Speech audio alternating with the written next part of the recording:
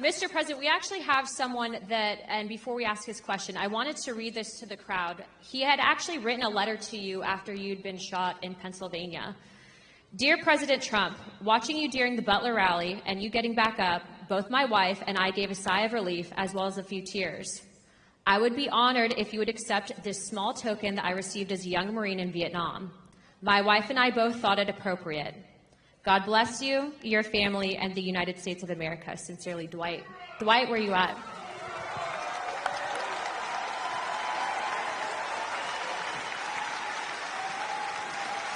Thank you.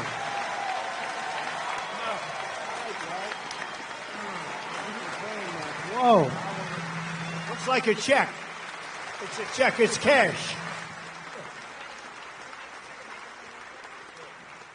For those of you who may not know, Dwight had given President Trump his Purple Heart. That's right. That's right.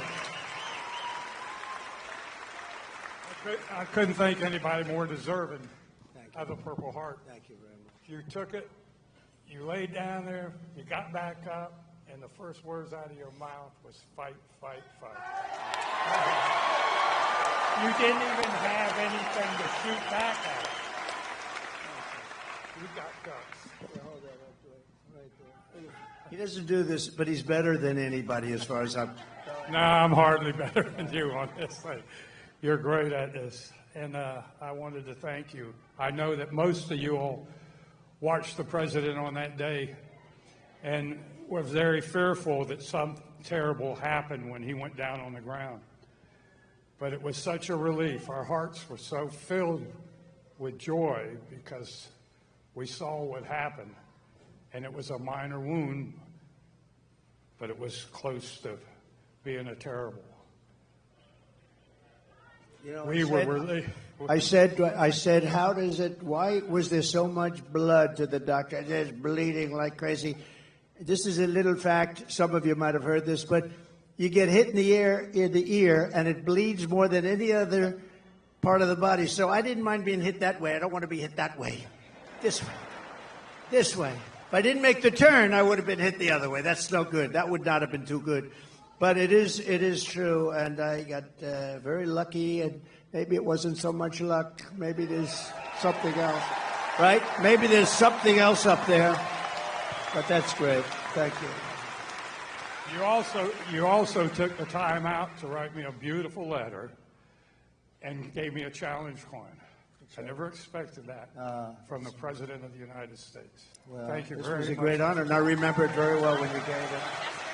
Yes, I will. Really nice. Thank you. I served as a Marine in Vietnam, proudly served as a Marine in Vietnam. And thank you very much. There were quite a few that did. And when I came back from the service and stuff like that, we didn't get quite the greatest greeting, but No, you didn't. a lot of the veterans nowadays are homeless. There's 7% were homeless before Biden and Harris took over. Now there's 14%. I would like to know what you're going to do to prevent this from getting any larger, and also kicking these illegal aliens out of the freaking hotels and providing them with money before we do it to our homeless vets. So interesting.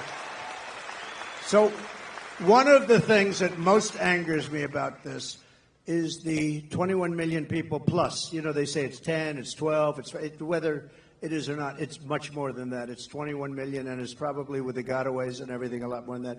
But one of the things that most angers me is that you have veterans on the streets in front of a hotel, and you have illegal immigrants. Some of them are serious killers and drug dealers and all the people that we talked about before, and terrorists.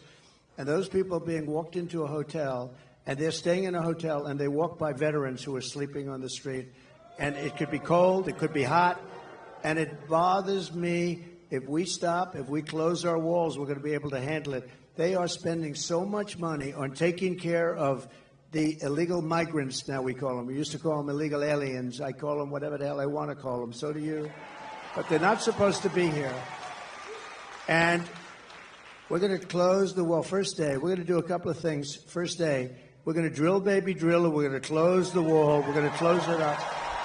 And we're going to have to take people out. We cannot have killers. Do we agree? Does anybody want to leave the murderers, the drug dealers in our country?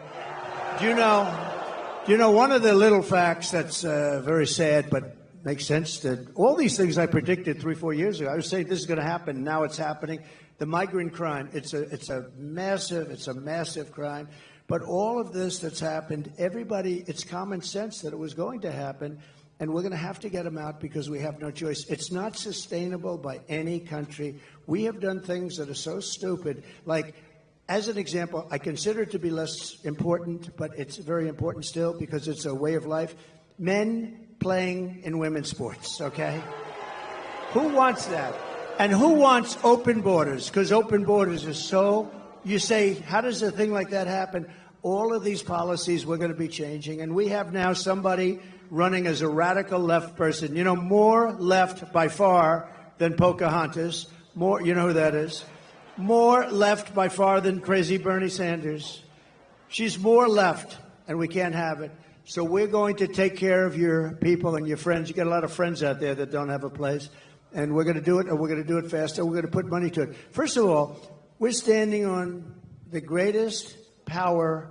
It's called liquid gold. We have more than any other country. We don't use it.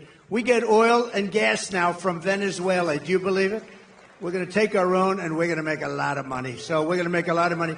We're going to take care of our veterans properly. We're not going to have that happen anymore, okay? Thank you, Dwight. Thank you. Beautiful guy.